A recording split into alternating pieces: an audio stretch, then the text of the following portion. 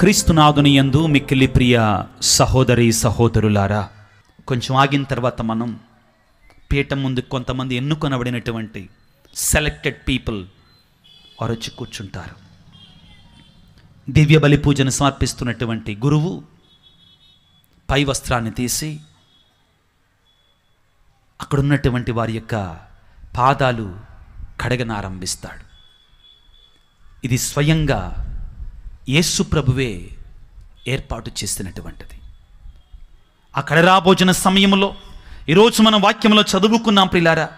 యోహాను సువార్తలో 13వ అధ్యాయంలో స్వయముగా యేసు భగవానుడి ప్రియులారా ఆ కడరాభోజన సమయంలో జరుగుతున్న సమయంలో 13వ అధ్యాయం 1వ వచనం యోహాను సువార్తలో, అది పాస్కా పండుగ ముందటి దినము.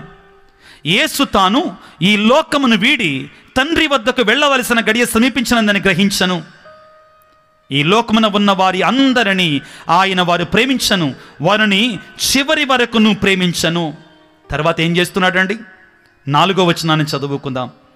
పిమ్మట తన పై వస్త్రంను తీసివేసి నడుమునకు తుండుగుడ్డ కట్టుకొని ఒక పళ్ళెములో నీరు పోసి తన శిష్యుల పాదాలు కడిగి నడుమునకు కట్టుకున్న తుండుగుడ్డతో తుడువనారంభించను.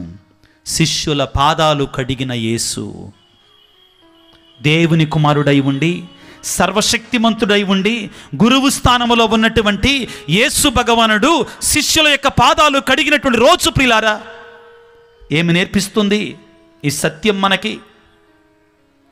ఏమి నేర్పిస్తుంది ఈ సత్యం మనకి? ఒక చిన్న ఉపమానం ప్రియులారా. మరొకసారి, ఒక గ్రామంలో ఒక మంచి వ్యక్తి ఉండేవాడు. ఆ వ్యక్తి ఆ గ్రామంలో ఎవరు ఆపదలో ఉన్నా కానీ, ఎవరు కష్టంలో ఉన్నా కానీ, ఎవరు శ్రమలో ఉన్నా కానీ తన వంతు తనకు తోచిన సహాయాన్ని చేస్తూ ఉండేవాడు. ఎప్పుడూ కూడా తను ఎవరన్నా బాధల్లో ఉండి తట్టుకునేవాడు కాదు. వెంటనే వెళ్ళి అతను వారికి సేవ చేసేవాడు, సహాయం చేసేవాడు. దేవుడు ఈ వ్యక్తి యొక్క సహృదయాన్ని మించి ఒక దేవదూతని అతని దగ్గరికి పంపించాడు. ఈ ఉపమానాన్ని జాగ్రత్తగా ఆలకించండి. దేవదూత అతని దగ్గరికి వచ్చి, అయ్యా, నీ యొక్క ధాతృత్వాన్ని ఇదిగో దేవుడు మెచ్చుకున్నాడు, నీకు ఒక గొప్ప వరాన్ని ఇవ్వమన్నాడు. ఈ ప్రపంచంలో ఎవ్వరికి లేనటువంటి గొప్ప వరాన్ని దేవుడు నీకు ఇవ్వమన్నాడు. ఏమిటయ్యా వరము అన్నాడు.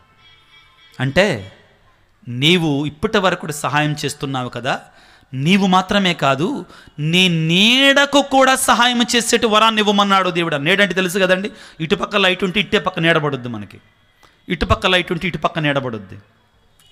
నీ నీడకి కూడా సహాయం చేసే దాతృత్వ గుణాన్ని ఇవ్వమన్నాడు. నీ నీడను ఎవరు కోరుకున్నా కానీ వరాలు వస్తాయి వాళ్ళకన్నాడు. అతను అన్నాడు దేవదూతకి నమస్కరించి, దేవునికి నా పాదాభివందనాలు, దేవునికి నా మీద ఉన్నటువంటి ప్రేమకు గాను దేవునికి స్తోత్రాలు. అయితే నాదొక చిన్న మనవి, దయచేసి మన్నించండి అన్నాడు. ఏంటి అన్నాడు. ఆ వరాన్ని ఇవ్వండి, కానీ దేవుడు పంపించాడు కాబట్టి కాదనలేను. అయితే నా నీడ నా ముందు భాగంలో పడ్డప్పుడు కానీ, నా ప్రక్కల పడ్డప్పుడు కానీ ఆ నీడకు మాత్రం సహాయం చేసే గుణాన్ని ఇవ్వమాకండి. మరి ఎప్పుడు? నా వెనక ప్రక్క నీడ పడ్డప్పుడు మాత్రమే సహాయం చేసే గుణాన్ని ఇవ్వండి అన్నాడు. దేవదూతకు అర్థం కాల. అదేంటయ్యా, ఇదేం తిరకాసు అన్నాడు.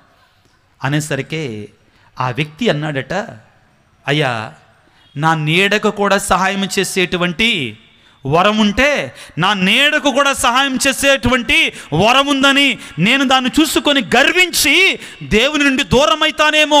దేవుడిచ్చినటువంటి ఆ 7 పాపాలలో, ఆ సప్త పాపాలలో, గలతీ పత్రికలో రాయబడినటువంటి, ఎఫెసీ పత్రికలో రాయబడినటువంటి ఆ 7 చావైన పాపాలలో గర్వం అనే పాపములో పడిపోయి నేను దేవునికి దూరం అయిపోతానేమో. కాబట్టి దయచేసి నా వెనక నిలబడినప్పుడు మాత్రమే సహాయం చేసే గుణాన్ని ఇవ్వయ్యా అనగానే తదాస్తు అని దేవుని యొక్క దూత అక్కడి నుంచి వెళ్ళిపోయాడట.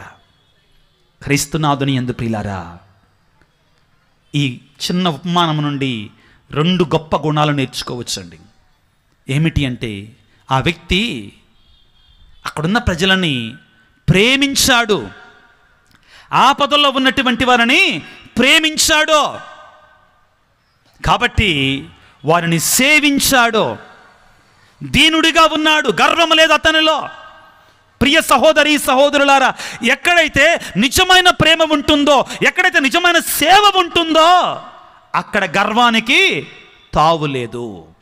ఈనాడు యేసు భగవానుడు తానే స్వయముగా శిష్యుల యొక్క పాదాలు కడుగుతున్నాడు అంటే దాని యొక్క అర్థం ఏమిటి అంటే, దేవుని కుమారుడై ఉన్నటువంటి ఆయన, ఫిలిప్పీ పత్రిక 2వ అధ్యాయం 7వ వచనం నుంచి మనం చదువుకుంటే, ఆయన దేవుని కుమారుడై ఉండి కూడా దేవునితో తన యొక్క సమానత్వాన్ని పట్టుకొని వేలాడకుండా మానవ మాతృడై శిలువ మరణం వరకు కూడా విధేయత కలిగి ఉన్నాడు, వినయాన్ని కలిగి ఉన్నాడు.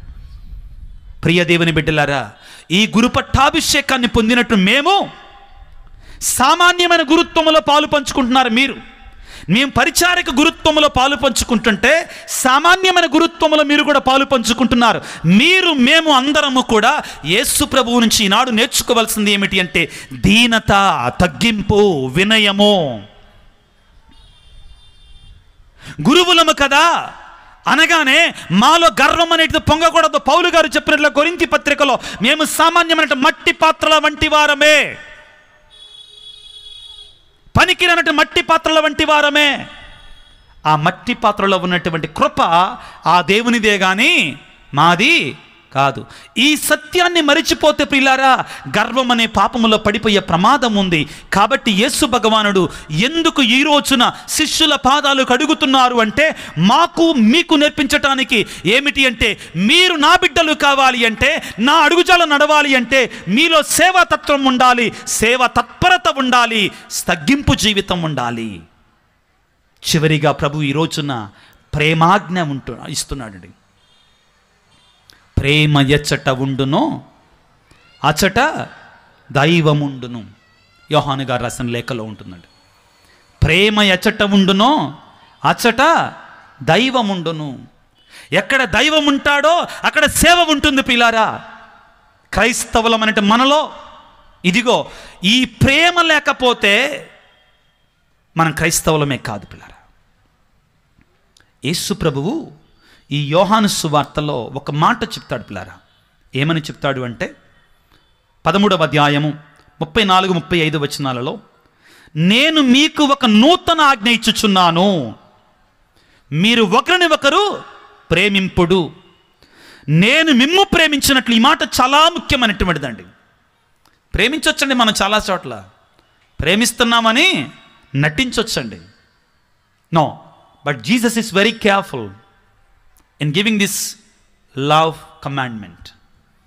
చాలా జాగ్రత్త పడ్డాడండి. ప్రేమించండి అని చెప్పి దాని తర్వాత మరొక మాట చెప్తున్నాడండి. ఏమిటి? మీరు ఒకరిని ఒకరు ప్రేమించుడు అని పలికి, నేను మిమ్ము ప్రేమించినట్లు మీరు కూడా ఒకరిని ఒకరు ప్రేమించండి. ఎలా ప్రేమించాలంటే అండి, మనం ఒకరినొకళ్ళు ఎలా ప్రేమించాలి? ప్రభువు మనల్ని ప్రేమించినట్లుగా మనం ఒకరిని ఒకరు ప్రేమించాలి. ప్రభువు మనల్ని ఎలా ప్రేమించాడు? ఎలా ప్రేమించాడండి?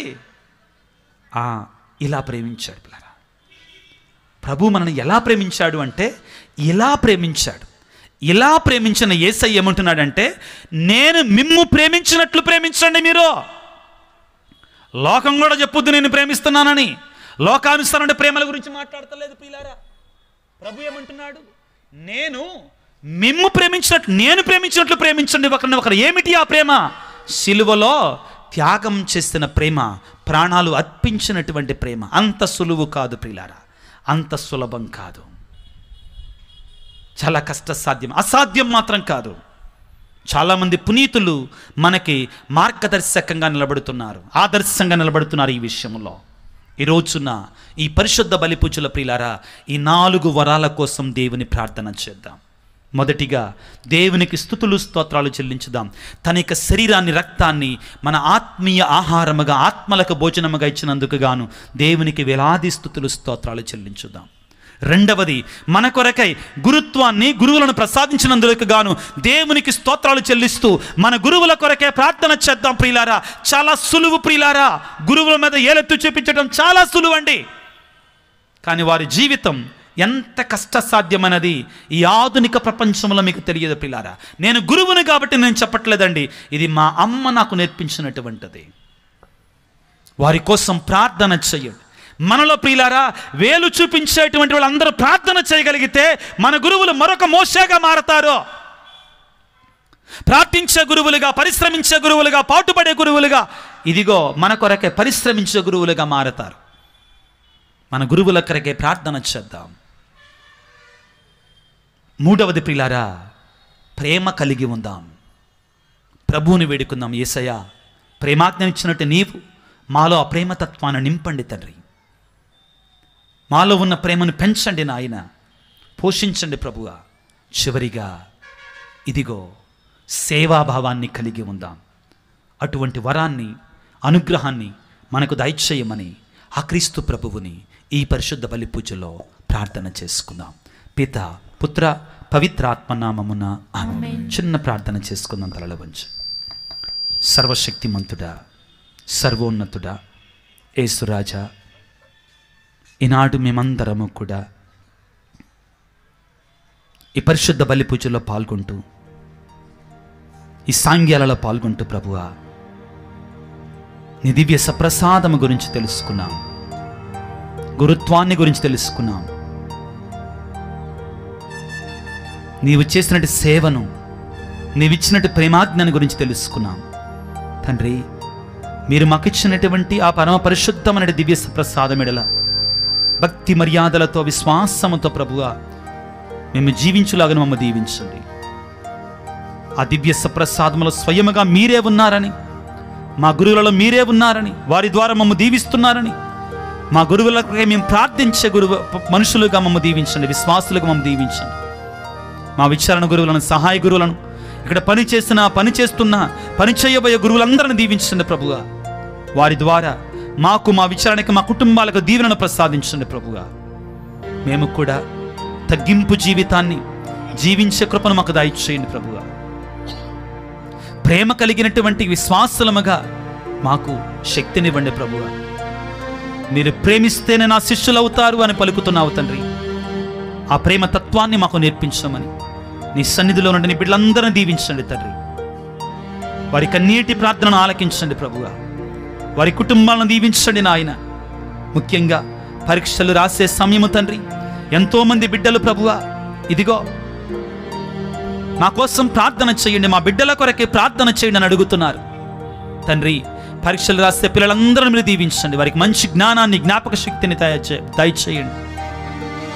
అనారోగ్యంతో బాధపడుతున్న ప్రతి బిడ్డను నీ గాయపడిన హస్తములతో తాకి స్వస్థపరచండి ప్రభువా. కుటుంబాల్లో శాంతి సమాధానం లేక విడిపోయిన కుటుంబాలను దీవించండి, కలపండి ప్రభువా. వివిధ రకాల సమస్యలతో బాధపడుతున్న ప్రతి బిడ్డను కూడా ప్రభువా ఈ క్షణంలో దీవించమని మా ప్రభు అయిన క్రీస్తు ద్వారా వేడుకొనుచున్నాము తండ్రి. ఆమేన్.